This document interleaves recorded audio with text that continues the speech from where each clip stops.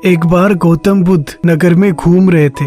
तभी बुद्ध ने सुना उस नगर में रहने वाले कुछ लोग उनको बुरा भला कह रहे हैं, उन्हें गालियां दे रहे हैं। ऐसा इसलिए हुआ क्योंकि उस नगर में रहने वाले कुछ बुद्ध विरोधियों ने आम नागरिकों के मन में ये बात बिठा दी थी कि गौतम बुद्ध एक ढोंगी व्यक्ति हैं और ये उनके धर्म को नष्ट कर रहे हैं। इस वजह से उस नगर में रहने वाले लोग बुद्ध को पसंद नहीं करते थे और उनको अपना दुश्मन मानते थे।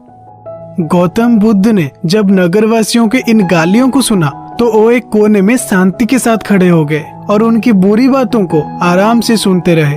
इस दौरान बुद्ध ने कोई प्रतिक्रिया नहीं दी।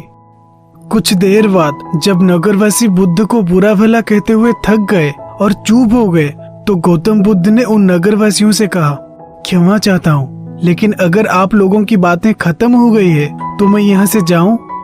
ये सुनकर उनको बुरा कहने वाले लोग बहुत आश्चर्यचकित हुए।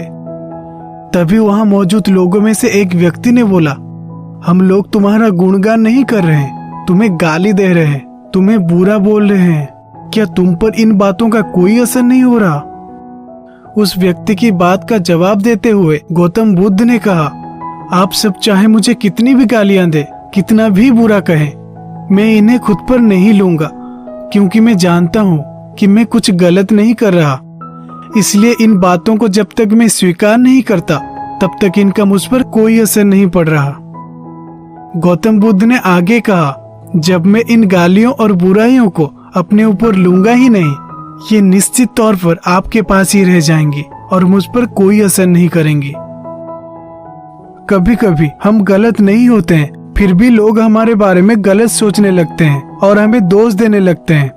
लेकिन अगर हम गलत नहीं है तो किसी की गलत और नेगेटिव बातों का असर हमें खुद पर नहीं लेना चाहिए और हमें इस पर कोई रिएक्शन भी नहीं देना चाहिए, क्योंकि हमारे सामने वाला चाहता है कि हम कोई रिएक्शन दे, गुस्सा होकर कुछ गलत करें या कुछ गलत बोल दें, ताकि उसे मौका मिल जाए दुनिया के सामने हमें नीचा दिखाने का, लोगों के सामने हमें बुरा साबित करने का।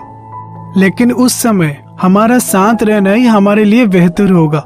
अगर हम नाराज हो जाएंगे और नाराजगी के साथ कोई रिएक्शन या नेगेटिव इमोशंस दिखाएंगे तो इससे सामने वाले का उद्देश्य पूरा हो जाएगा और बाद में हमें भी पछतावा होगा कि हमने ऐसा क्यों किया, और इसी वजह से हम स्ट्रेस या डिप्रेशन में भी जा सकते हैं और अपनी दुखों की वजह खुद बन सकते हैं।